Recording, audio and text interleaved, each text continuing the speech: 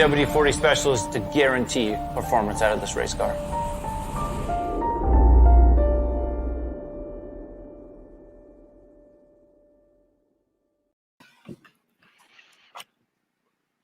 Whoa, that is one heck of a video. Doesn't that give you goosebumps? It does. Whoa. How exciting. Welcome, Garry, to the show, Business Uncorked. I've watched that video probably 4 to 6 times, trying to get the timing right and everything. I mean, what a way to open the show, and what a tribute to the work that you do. Seriously, but from the bottom of my heart, thank you. You are a blessing. Oh, thank you. It's not about me, as you know. It's about the wonderful tribe of people that I have at WD40. But I tell you what, that video does give you goosebumps. I don't want to be passenger in that car. Actually, I would like to be a passenger in that car. No kidding. So Lisa, Garry, go ahead with your intro, and then I want to kind of build on it. So yeah. So Garry, I just want to take you back in time. I want to put you in the DeLorean machine and take us back in time to when you were a little boy. And what was the first thing that comes to your mind right now that probably was the story that had the most impact on your life growing up and as an adult, that really gave you the ability to lead the way that you lead? Oh, wow. Lisa, there's probably more than one. But at the age of 5 or 6, I actually worked on a milk truck in Sydney, Australia. And I used to get up early every morning and work delivering milk to the doors of people in the local neighborhood. And I think, my dad worked for the same company for 50 years, and he really, had a real commitment to a fair day's work for a fair day's pay. And if you treat people with respect and dignity, there's pretty much, you're going to be able to do the right thing. So I think the value of being able to help, whether it was that or delivering papers or what it was, I think that was really important to me, and I'm grateful for that. Yeah. Well, it's funny, when you first started with WD40, and for those of you who don't know the history of WD40 got its name by water displacement. You 40 times until you found the right one, and that's how WD40 was discovered, or the name was discovered. But when you started as CEO in 1997, I mean, you had a big challenge to overcome. First of all, the company, was doing very well at 250 million, correct, at the time? Market cap was about 250 million. Our revenue was just under 100 million. Yeah, and engagement was at about 50%, if I remember correctly. And Correct. Then now, fast forward, we're in our DeLorean machine again, and we're aging ourselves in the Back to the Future, but we're going back into the future, and it's 2020. You're in 176 different countries. Your market cap is 2.5 billion. But what's really, really amazing and outstanding to your leadership and your tribe is the fact that your employee engagement is sitting at 93%. Yeah, and 98% of our tribe say they love to tell people they work at WD-40 company. But even better than that, 97% say they respect their coach. And their coach is kind of their boss. Everybody else calls people bosses. We don't have managers at the company. We have coaches because our job is to help coach our tribe members to step into the best version of their personal self. So, there's no better time than in this corona virus time to have a high employee engagement, because we really need it. Yeah, absolutely. And your Glassdoor rating is, Garry, you've got a glass, for those of you that look at these external indexes like Glassdoor, I think you've got a 98% approval rating last time I looked. I mean, it's huge. I mean, you guys have, I teach a culture class at both at the executive MBA level and at the professional development level in a couple of places. And I get the participants to discover both companies that are leading towards toxic and leading towards thriving. I'm going to put WD-40 in the thriving list because I think these people at Harvard and other places, the people that don't know you very well, because we all have WD-40 in our somewhere in our house or in our shops or in our garages. But WD-40 is incredible. I mean, you have built, and like, it's not just, we're not just sort of pumping your tires here. It's like all the evidence and the data is there, not only in terms of these numbers like engagement and Glassdoor scores and coach approval scores and recommending to a friend, but your financial performance is consistently right up there in a highly sustainable way in just continually outstanding performance. I mean, so what the heck? I mean, if you kind of had to, as you kind of just sort of, someone asked you to sort of say, what have been your key ingredients? What would you say have been some of the things that have made that up, Garry? What have you cobbled together to really create this phenomenal culture? Well, I have a simple algorithm, Lorne, and I'll share it with everybody. Culture equals, and the equal sign means happens when, parentheses, values plus behavior, close parentheses, times consistency. And to me, that is the simple formula for creating or for being able to establish a culture where, we love it that, and we see that. Imagine a place where people go to work every day. They make a contribution to something bigger than themselves. They learn something new. They feel safe, are set free, and are protected by a compelling set of values, and they go home happy. That's what we work on. So if you have a compelling set of values and they're understood and people understand that they're not there to constrain them, they're there to set them free, and you love and care enough about the people in your organization, as Bob Chapman would say, everybody is someone's precious child, to not only applaud them for doing great work, but to also be able to redirect the behavior that's hurting them that they can't see. That's why we call our leaders coaches. And what's the job of a coach? A coach's job is not to play on the playing field. The coach's job is on the sideline, in the locker room, big ears open, listening to what the people are, listening to who they are, and helping them step into the best version of their personal self. So this is simple. It's not easy, and time is not your friend, but you've got to be committed to it. And I'm fortunate. I'm consciously incompetent and probably wrong and roughly right at most things. So I need a lot of help, and that's why we have, what we have at WD40. So I'm curious around, and I've been spending a good portion of the afternoon. I got so engaged in the stuff you're doing. It's like I've got a crush on your company, and Me too. I really, it's like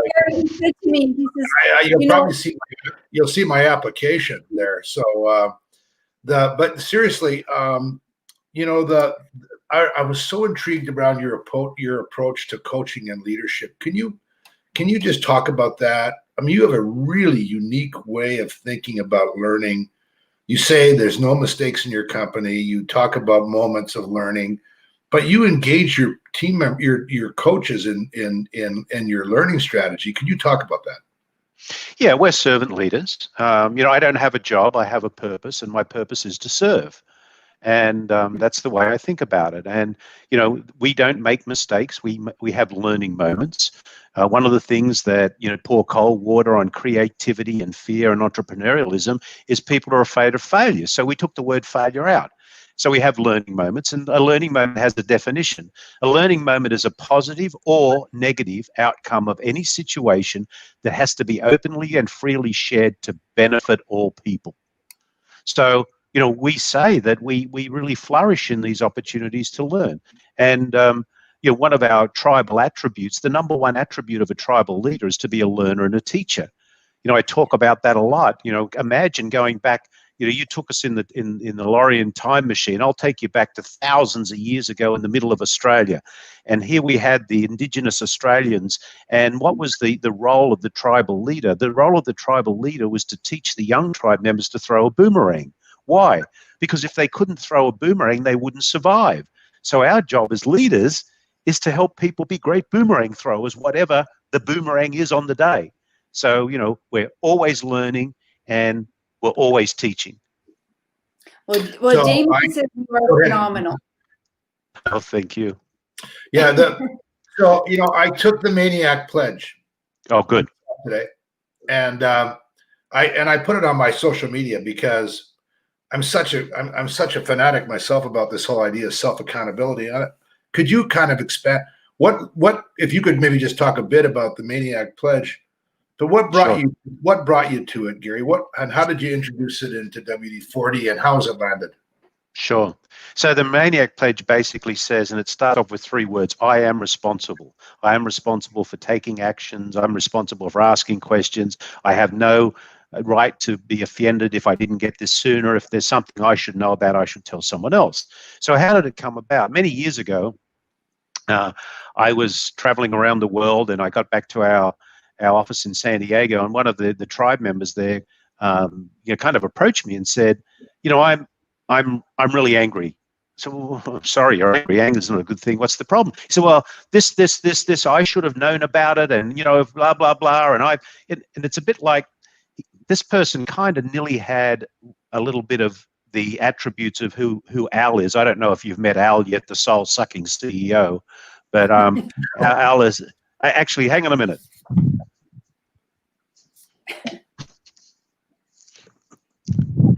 Here he is. This is Al. There he is. Yeah. Soul sucking Al. Yeah. He's the soul-sucking CEO. And anyhow, one of Al's attributes is, his corporate royalty.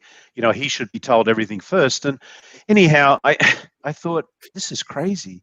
If you would have taken as much time finding out what you didn't know and sharing it with someone else, you wouldn't have held all this anger in your body for a week or so till I got back.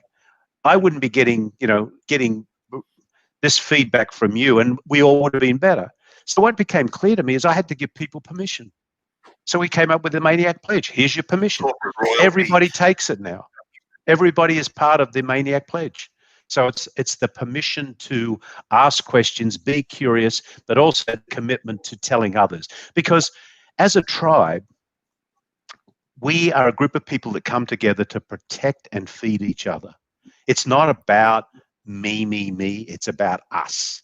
So we want to excel as individuals, but we want to thrive as a tribe.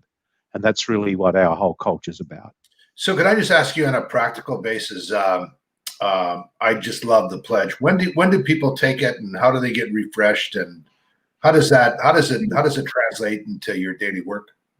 Yeah, it's part of our onboarding. We share it with people, and then because we're using it in the company all the time, it becomes normal. It becomes part of, we have it on placards, but I don't like placards that much because I want it on coffee-stained pieces of paper that people are using every day. But I don't think a day would go by when a number of people in the company wouldn't say, "Hey, Maniac Pledge, I want to know about that," or "Maniac Pledge should tell you about that." So it's embedded in our culture. And you've done such, I'm a student of this, so I just love the way you've connected the Maniac Pledge with your values, with your mission, with your purpose, and they're so clearly stated there, Garry. You've done such a great job, and then you get tribal members to communicate it as well. But you've really done a great job of connecting those pieces together, because sometimes they can confuse people. But can you talk about your purpose is so unique? I don't know if I've read a purpose statement that talks about memories the way yours does. And could you fill us in? It's such an intriguing piece of work. You're obviously a Simon Sinek fan, but how did that evolve? Yeah, Simon's a good friend of mine. We met each other about 10 years ago now. We're on a panel together at a conference, and he was talking about the theory of the infinite game, and I was talking about the practical side of really understanding our people. We hit it off, and I love his work. And as he said, most companies know what they do, some know how they do it. Not a lot of people know why they do what they do. Well, we want to have a purpose, and if you think about it, we just sell oil in a can, but that's not true. We exist to create positive, lasting memories, solving problems in factories, homes, and workshops around the world. We solve problems and we create opportunities. Our just cause is we make life better at work and at home. We make life better at work for the people who work for a WD-40 company, and when they're at work and when they go home, and for the people who use it. So, memories, it really is part of the essence of our product, because I don't know about you, but I can remember when I was a young kid, or I was 16 years old in Australia. I'd had a Mini 850. It was a Morris Mini 850. It had an east-west motor. The distributor was in the front. And if we'd go out on a Saturday and I'd drive through water, you could be guaranteed that that distributor would get water in it. And if I wanted to start that Mini up again, I had a problem. My dad, I remember him saying to me, "I'll show you how to fix that, son." My dad was an engineer. He got a can of WD-40. He opened it up. He said, "This is how you fix it." I can still smell it. I can still remember it. That's where it started for me. And I've got thousands of stories like that from all over the world. I just had a beautiful experience just a week or 2 or 3 ago. I can't remember, but I got a letter, and it started off with this: "You won't remember me, but." And it was someone that I'd heard me speak at a conference about 18 months ago. I think it was in Orlando, Florida. And I was really challenging people in the audience: if you're not being fulfilled by the place you work at, if your values aren't being met, if you're not going home happy, you deserve to be happy. Be happy now. Well, they took my advice, I guess, and they left that job and went somewhere else. And he's now very happy. But he said to me the other day, I'm on the way home in the car, and I have my 10-year-old daughter with me, and we stop at a hardware store to buy a can of WD-40 because I'm needing to rejuvenate my bicycle because I'm riding a lot more now, and she's got a bicycle as well. So we're back in the shed now, and I asked her, "Do you know what this is?" And she said, "Some sort of oil stuff, Dad," as she tore herself away from her iPhone. And he sprayed it on a rag, and she said, "Smell this." And she smelt it, and they fixed the bike together. And he said to her, "I'll tell you something. You'll never forget that smell, and you'll never forget the day you and I were here together working on this bike together." That's the memory we created. What a great story. So tell us about the bus driver in India that got the python out from under. It was actually Hong Kong. It was actually it was in Hong Kong. Yeah, there was a python snake that had become sort of entangled in the suspension, and they couldn't get it. It was stuck and they couldn't get it out. So they sprayed some WD-40 down the suspension, which ran down. It freed the python, and the python scurried off into the hillside of Hong Kong. So many interesting stories. Who would have known that WD-40 was a emergency medicine aid for help for a python and everything Exactly. else, right? It's funny you talk about the stories, and I mean, I grew up in a small town in Saskatchewan here in Canada, and one of my fondest memories is, using all your senses to create experiences from a brand perspective, right? But I can remember as a child, my job on the farm when I was younger was that I had to fill up all the tractors and the grain trucks and everything with diesel. And to this day, the smell of diesel takes me back in time to those wonderful memories with my dad and my mom on the farm. And at the time, I didn't think they were wonderful memories because they were, stopping me from doing all the things that I wanted to do as a kid. But it is really a great way to use the sensory to create brand loyalty and brand awareness, right? Because then people know about it. So how do you share those stories with other people and find those stories? Because that to me is the gold in your brand, is about the story. Absolutely. It's authentic. And, I'll tell you something. WD-40 is a secret formula, as you may know. There were 39 formulas that didn't work. The 40th one worked. We never patented it. So it's a trade secret. We've never disclosed the formula. One of the secret ingredients is actually the fragrance. We actually add that fragrance as a sensory fragrance to WD-40. So, but how do we share it? Back in the year 2000 was interesting. We went out to our end users and we ran a contest and said, tell us your favorite use for WD-40 and why. We got over 245,000 entries, and on our website, there's a list of 2,000 uses for WD-40. You'll see now, as social media has become, such a part of what we do, our end users continually create end user content and talk about all the wonderful uses. You'll see us on Twitter and Facebook and even TikTok, I think, although I don't get into that so much, but it is one of those. I travel the world, and when people ask me what I do, and I say, I work for WD40, without doubt, the first words that come out of their mouth is, "Oh, I remember when." I remember when. I'll go through customs and immigration, and I'll give them my passport, and I'll say, "What are you, WD40?" Oh, they're having a chat with me, particularly when I go through the UK as well. But it's like, "Oh, WD40, I got a can, blah, blah, blah." Okay, thank you. Well, I happen to have a picture of a use of WD-40 with Max the Wonder Dog and Maria. Can I share it? Sure. There he is. Yes, that's Max the Wonder Dog, and that's my wife, But Maria. you happen to see the WD-40 on the barbecue. So what's the relation between the barbecue and Max? Well, Max the Wonder Dog is always supervising me, and of course, the WD-40 on the barbecue is me. One of the great uses for WD-40 is to shine stainless steel. So being an Aussie, I have to have the best looking barbecue in the street, right? So you'll find me out there when I've cleaned down the barbecue, I spray some WD-40 on a rag and I wipe it all over the stainless steel. It takes off any of the marks. It stops calcium and build up from water when it's outside. And I got to have Max there to help me. Max the Wonder Dog. Yeah.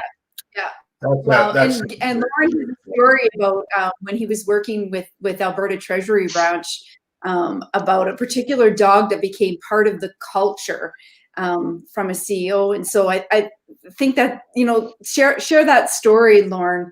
I'm curious to see if you have something similar that you do within your culture, Garry.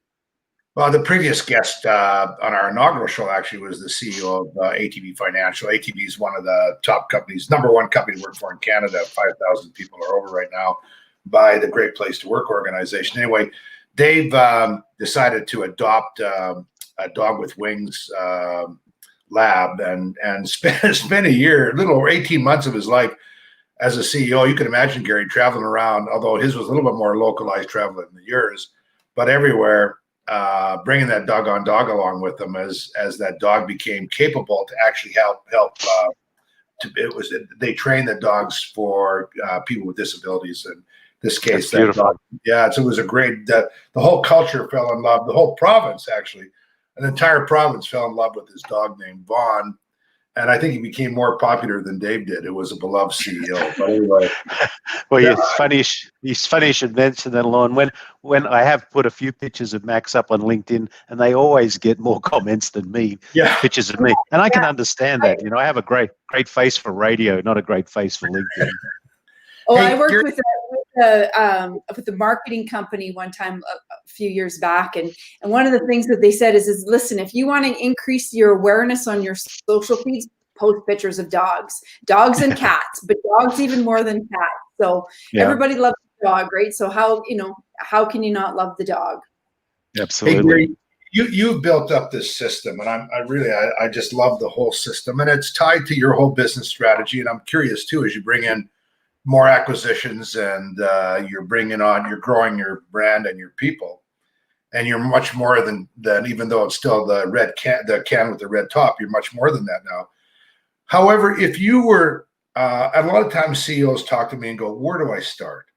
So when you're sitting there quietly in the green room at one of these conferences, or you're with your YPO friends or whatever, and they say to you, Garry, I don't know, I don't feel where my culture's right.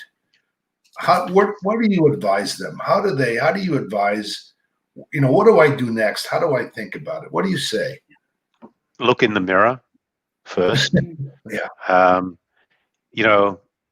True leadership is when empathy eats your ego instead of ego eating your empathy. So it all starts with you. And, you know, I am fortunate enough, back when I was given the privilege to lead WD40 company in 1997, I went back to school. I went to the University of San Diego. I did a master's degree in leadership. My professor, one of my professors, was Ken Blanchard, the king of, I guess, of servant leadership, the 1 minute manager. And Ken and I became great mates. I was on the board of his company then for 10 years after that. He's 81. He was over at the house here last weekend with Margie, and we were having a socially distanced dinner, but then we got together in my casita and we did a little tape. But, you know, I learned a few things. Micromanagement is not scalable. The three most important words I've ever learned in my life are I don't know, and getting comfortable with them is really, really important. And, you know, you need to understand that, you know, if you're probably wrong and roughly right in most circumstances, you're going to have people surround you to help you be successful. If you treat them with respect and dignity. I read something of the Dalai Lama's very early in my time of leadership at WD40, and it says that our purpose in life is to make people happy. If we can't make them happy, at least don't hurt them. And organizations that have, you know, 30 and 25% employee engagement, where they're sending those people home frustrated and unhappy, the leadership are not doing their role.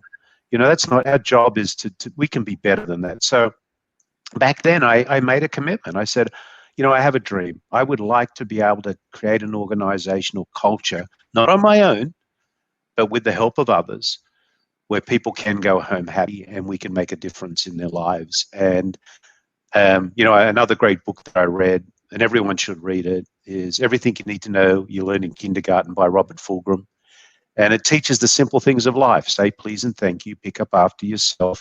If you go out of a night, take someone with you, clean up your own mess, don't steal. You know, these simple things. And if we do that, and we have a clear purpose, we have a clear set of values. Certainly in organization, you have to have a good strategy, and you have to be bold at execution, but you can have a wonderful strategy. Let's say on a score of 1 to 100, your strategy was scored at 80, really high. Yeah. But let's say the will of the people was 10, or your employee engagement was 10. What's your output? 10 times 80 is 800. But if you had employee engagement at 80, or the will of the people at 80, and the strategy of 80, 80 times 80 is a lot more than 800. And you know, Drucker said, culture eats strategy for breakfast. I say culture with a high will of the people is a breakfast feast. That's great. I've never heard it described that way. I that is, you know, intuitively I know it. You know, from professionally, I've led that kind of thinking and conversation. That's a great way to describe it.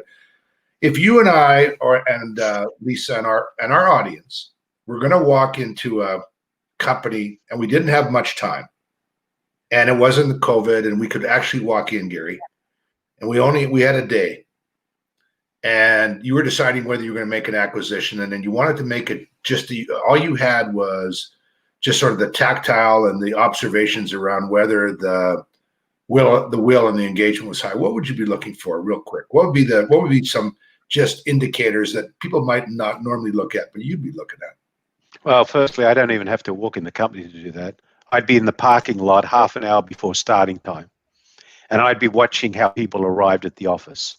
Were they there? Were they walking in? Were they greeting each other? Were they coming in right at 9 o'clock, or were they in a little bit early? Were they giving people high fives as they went in? Were people? So I can start even before going in to see what the culture's like. Is this a place where people, imagine a place where you want to go to work because you're making the contribution. And then walking around, you can soon feel the culture of an organization. Are there smiles on people's faces? Are they laughing and joking? You know, is it open? Or do you walk up and there's the big CEO's office, the one in the corner, 4 times the size of anyone else, with the door shut, with 2 assistants in front and guards? Don't come in here. You know, I can't go in here.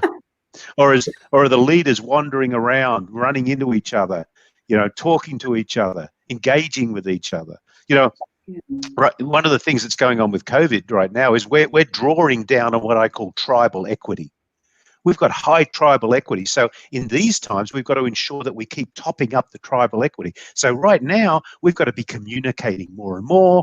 You know, we just had our 67th birthday last week. WD40 company was 67 years old. We had the magic of WD40. We had a global magic show virtually. You know, week we're having a comedy hour. You know, we're having our French team got together, excuse me, and virtually they cooked dinner together virtually. You know, we're encouraging all of this stuff because we've got to keep topping up that tribal equity. I love that, and that's a great inspiration for so many people who think that they're stuck in this remote environment and can't do that. I mean, you're putting your same intentionality in this remote situation as you are if you were in your San Diego campus, or although I'm a little suspicious that you chose your office in Lyon for Epicurean reasons. And I had an office in Lyon one time too, so I get it. French takeout is about as like a giant cuisine 6-course meal in San Diego. I'm telling you. I know. I have a question for you, Garry. You know, now we're moving into more of rather than everybody's coming through the front door, like, as you know, Zappos talks about everybody has to come through the front door because they believe in collisions and great things happen at that front door in those collisions. But we're really moving into a space of work from anywhere. And how do you see leaders really taking a step forward and creating, you know, psychologically safe places and places to belong in a work from anywhere environment?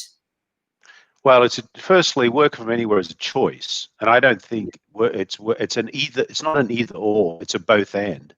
Our facility we built in San Diego that we moved into 3 years ago, we purposely built it with collision zones, the same as the office we just opened in Milton Keynes, north of London. And we didn't invest $30-40 million so no one would go there. So, you know, I think we will be better in person because we are better virtual now. So it's not an either or. It's not, you know, you're either at the office or at home, but it's a both and. We're going to be both. We're going to be where we need to be. But you don't create great mentoring moments over using virtual. You don't have those impromptu coaching moments. You've got to have them. So we will not be going totally virtual. We will be back in our what we call our TP and our MK Hall and other offices. But when we're not there, and some of us will be there a little less if that's okay. But when we're not there, we're going to be a lot better being virtual. So when we do come together, it's even going to be richer. So it's not an either or, it's a both and. Yeah. So Garry, one of the things that this is a little bit selfish around testing an ethos, and I just want to get your thinking about it.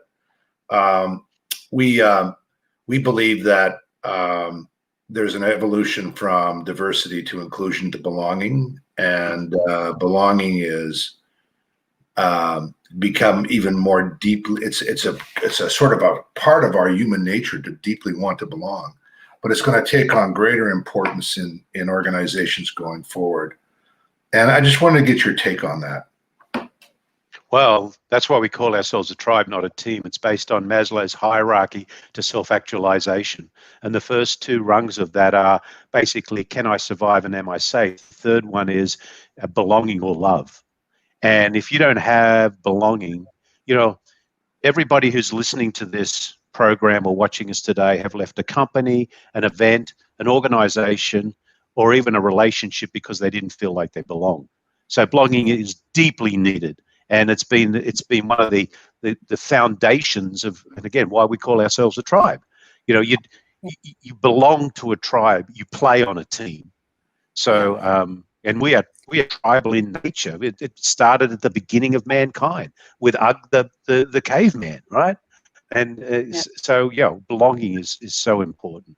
Well, and you see, sorry, go ahead. I have a delay. I was just going to say, you see it really heavily in sports, right? I'm from Saskatchewan, and anybody in Canada knows that, you know, rider pride, you know, we stick watermelons on our head, for God's sakes, because we want to belong, and we live and eat and breathe rider pride, right? We see that in lots of different sports teams. And so if you were to give an entrepreneur who was looking at how do I create a sense of belonging in my company when I don't have 100 or 1,000 or 5,000 people, what would be your first piece of advice to really help that entrepreneur create a safe place where people really feel like they belong? Be authentic, be vulnerable, speak to your people, listen to them, treat them with respect and dignity, say please and thank you. Profit is the applause of people doing great work. Some people, unfortunately, don't only know they're doing a good job because no one yelled at them today. Bring gratitude. For a great friend of mine, Chester Elton, who wrote The Carrot Principle, he's just released a new book called Leading with Gratitude. And I suggest every entrepreneur read that book, because if you lead with gratitude, you will win the hearts of the people, as long as you're authentic. As long as you're authentic. Garry, you're in your. It's common knowledge you're in your 60s, and really, I can just tell. I can just tell that you're a consummate learner. I mean, I could probably, even though you probably do have a TikTok dance move. So what do you expect out of your tribe around having continuous growth, sort of in a disruptive mindset? How do you instill that? What's your expectation?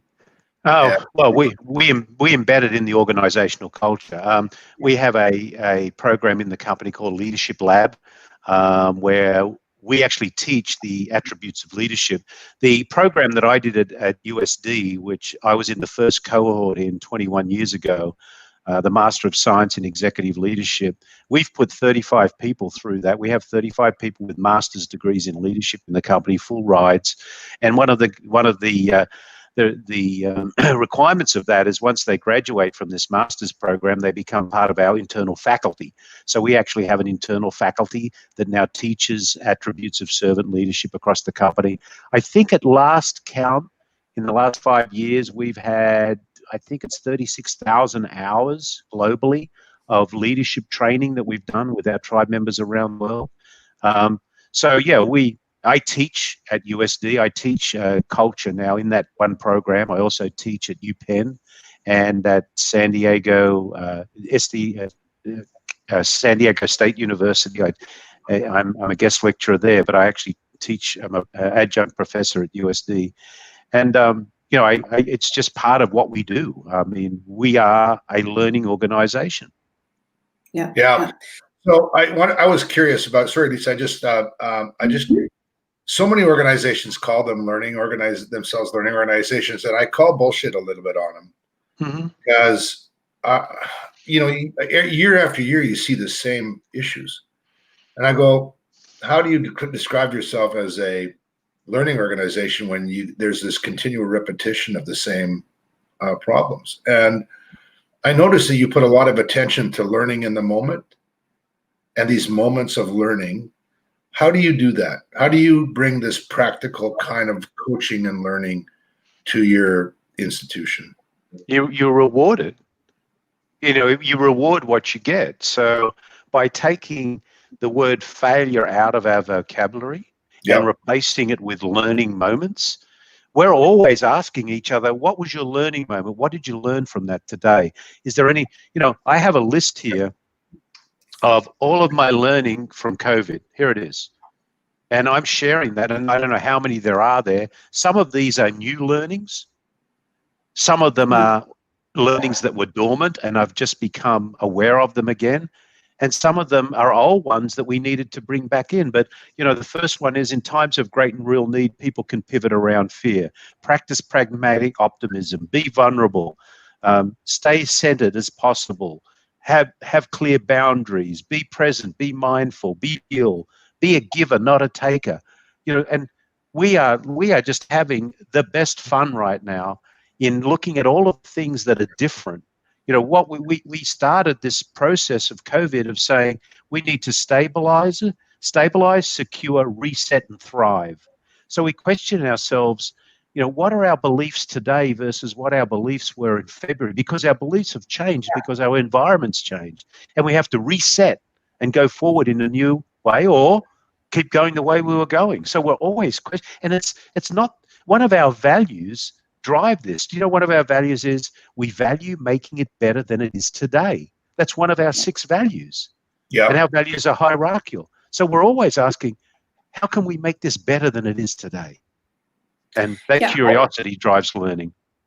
I was going to say, that was just going to be my next question, Garry, is how embedded do you believe that intelligent curiosity? So people are curious intellectually by nature, right? They see what's in front of them and they want to know more about what's in front of them. But I beg to argue the argument that intelligent curiosity is really when you want a really true deep understanding about what's outside of what you can see in order to really truly get a better understanding and a grasp on what you're trying to achieve. So curiosity purely will help drive the business. But how do you allow your people, your tribe, to investigate curiosity and bring curiosity to the table? Because lots of people are afraid to actually be curious and ask questions because they're not in a safe place to do that. So how do you make it safe for them in order to be curious? Well, part of the circle of safety is you as the leader have got to be vulnerable. You don't have all the answers. I mentioned Al before. One of the behaviors of Al, the soul-sucking CEO, is he has all the answers. So no one's going to give him any answers because he's always right. And you can't. You're not always right. So you've got to be vulnerable. You've heard me say, I've said it a million times, I am probably wrong and roughly right in most circumstances. So just that on its own gives people permission. And so many people just pour cold water on people by turning them off and not allowing them that freedom. So, we don't have all the answers. I was born, not so smart, and that's been a gift that I was given. One of the things I'm really interested in is, I've been way more meetings than I probably ever want to in my life. But I'm curious around. I got a feeling your meetings, your C-suite meetings, are a little bit different. What happens at your C-suite meetings? I don't say anything. Leaders speak last. These are not meetings; these are collaborative exchanges. But they're also exchanges where we can we can ask ourselves the tough questions. We can ask ourselves the curious questions. No one's going to be punished there's no such thing as a dumb question. So, we have, and we don't call ourselves the C-suite either. That's the other thing. It's, our senior leadership group is called the Global Tribal Council. So, again, when we built our building in San Diego, every office in the building is the same size, 10 by 12, mine included. Every office, if you do have an office, is glass fronted, no blinds. I didn't even want to put doors on the offices, but someone convinced me we should do that because we want to lock stuff away occasionally. But, you've got to create the environment where people feel free to be able to communicate. I communicate with our tribe every morning. I send out an email every morning, for today from, and it's usually from somewhere around the world, but for the last 39 or 40 weeks, it's for today from Poway, which is where I live in California. And I send out an inspirational message every morning to make sure we're connecting with people and communicating with people and asking them the questions. So, go.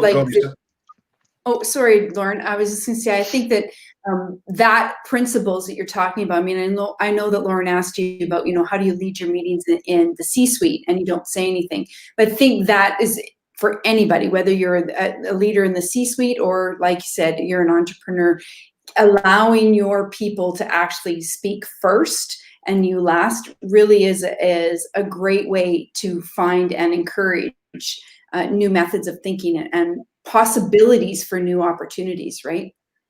Yeah, Marshall Goldsmith wrote a great book. It's called "What Got You Here Won't Get You There: The 20 Bad Habits of Leaders." And one of the things, one of the bad habits is adding too much value. And those that are successful want to continue to add too much value. And what does that mean? It means someone's in the meeting and they come up with a great idea. And what is really a great idea? But Al has to add value, and he says, well, Lorne, that was a really good idea. However, if you just change that a little bit there, I think it'd be a much better idea. Yeah. And what happens? The value of the idea goes up 1%. The will of Lorne to execute that goes down 50% because Al's wanted to add too much value. Yeah, no, I think everybody should read Marshall's book. I think that I remember that lesson, and I've talked to him about it because I think we fall into that trap all the time, and we suck that will back and that energy back, and I completely agree with you. And the world needs more WD-40s. We need these stories and these examples. And I'm trying to collect them and speak to them, and it's amazing how much the world is we're just not there yet around workplaces the way we can. And I know you say so much of it comes from the mirror and from ego. What else is getting in the way? What's missing, Garry? Why the hell aren't we getting more traction on building these great workplaces that people deserve to participate in? Because they're playing the finite game instead of the infinite game. Particularly public companies, they believe that you can run companies or build companies in 90-day intervals, and you can't. So I think that our goal was to build an enduring company over time. And in the last 20-some years, we've more than quadrupled our revenue. We've 10x'd our market cap. We've taken our employee engagement from 50 to 93%, and we send the majority of our people home happy. And that's what it's. And I've thought about this so often during COVID. Those people that were 70% disengaged in companies right now, they are 70% dramatically disengaged. So the will of the people has gone down substantially. And, if we don't wake up, it's going to happen again. And it's not rocket science. We can do this. And, business people today touch more people's emotions than anybody else because they're all coming to work.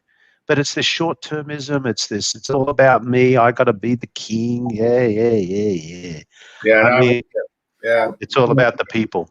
We took our engagement from 60 in the low 60s to 92%. It's such a dramatic, different experience, and it's really hard to explain to people sometimes. Well, it is and it isn't, but you can feel it, you can see it. It touches every fabric, and people. It's not like. Do you think people really deeply resist change? People are uncomfortable with change. Uncomfortable. Yeah, we're all uncomfortable because, one of the things that happens with change is uncertainty. And, I learned a new definition of uncertainty during COVID. Uncertainty is a series of future events that may or may not happen. May or may not happen. And if you think about them, if you had a big circle, you say, this is what may or may not happen. This is what could happen. This is what did happen. And again, in time of change, the first two things people think about is, what are my personal concerns, and what are the information concerns? What's going to and instead of us explaining the why behind the what, we just talk about the what. And there's evidence out there that people will even do things that they're not completely. I'm not talking of anything that's immoral or unethical, but situations they're uncomfortable with if they know the why. Why are we doing this? Yes. They can see the why. I at times I have taken people, we talk about tribe. We at one of the places that I've been working with, there's a real indigenous kind of element to it.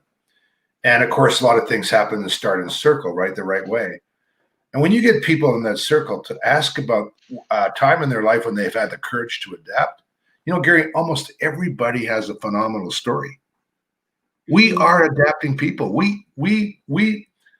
If we're given an opportunity to thrive and we know the why, we can almost do anything. Absolutely. So and it's just, so I know you have to, purpose, like you say, purpose propels. Imagine getting up. Profit doesn't get you up in the morning. Of course, we want to be sustainable and have that profit. I mean, you expect a good EBITDA and a good financial performance, and you do that phenomenally. But like your purpose, this idea of creating memories and smoothing things out everywhere in every factory in every place, man, that's something I can get up and be part of in the morning. But you've got to allow for that to happen. And so what do you say to the skeptics that say, here's what I say. I'll tell you a little story. This one goes back 15 years. 15 years ago, we made a decision we were going to open a subsidiary in mainland China. And because there's lots of squeaks in China, and we're just the boys and girls to take care of those squeaks. And one day I was in our mail room, and the lady at the time who was in the mail room was packing some collateral and stuff to go to our office in China. And she was kind of grumbling about having to do it.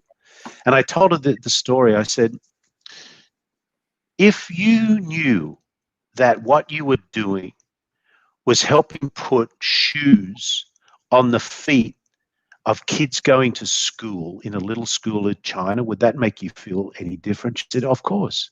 So I told the story. I'd been to China a number of times, and now we'd opened this subsidiary. We've employed some people. You know, we'd made a difference in people's lives, and they were actually able to send their kids to better schools. So there's the purpose. I mean, what we do has an outcome. We've just got to be able to tell people what that outcome is. Everything we do, you know, I say to our tribe, we sell our product in 176 countries around the world, so everybody gets an opportunity to touch what you do. We help the mechanic fix the car quicker so he can get another car in, so he's got a profitable business, because our final value, our number 6 value at WD-40 is we value sustaining the WD-40 economy, because we don't say we want to make a lot of money. We want to sustain the economy. We want to grow the economy, because a growing economy then benefits all the constituents in that economy, the people who come to work, the people we serve, the whole deal. So you've got to have a robust economic engine to be able to support the type of organization you have to send people home happy.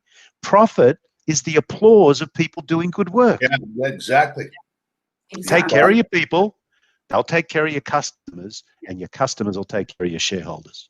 Well, and it's back to my grandfather always said, you know, Lisa, you get what you give. And so, and I'm always, you know, I always think about this when I'm working with clients and stuff, and they're like, I just, you know, I can't get my team to be productive. I can't get them to do it. And my answer always back is, you get what you give. What are you giving? Because what you're giving is what you're receiving. You can't make anybody do anything. Exactly. They have to want to do it.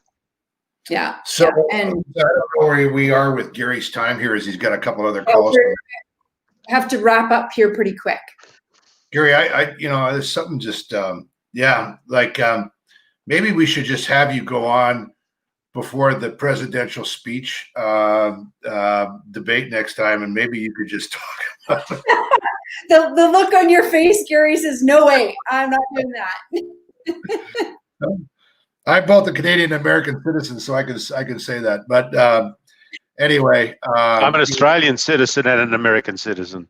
Okay, so I know, and but you know, you're an inspiration. I mean that, and it's just such a good thing for leaders to hear you talk about it, because it does inspire them and does them ask them. It does get them to say, and that's what we're trying to do here, is that people create. We want people to create great cultures, great organizations, and they need more stories and examples like this. And so thank you for being part of our story, and you know, not only giving, I think, inspiration, but also a path and shining a light. If you want to go onto the WD40 website, if you want to go and dig in, there's lots of stuff that's out there. Man, you've given a tremendous, tremendous roadmap, and I know the recipe has to be unique and genuine, but thank you so much, Garry. It's been a pleasure personally and professionally, and I gotta remind myself to use that WD-40 to shine up my barbecue, because I got a pretty damn good barbecue too. I'm telling you, I'm just saying. Well, thank you, Lisa and Lorne. It's been my absolute pleasure and honor to be with you. So my husband works in the oil field here in Alberta, and I found 9 cans of WD-40 throughout our house. Thank you again. Use the product. There's no doubt about it.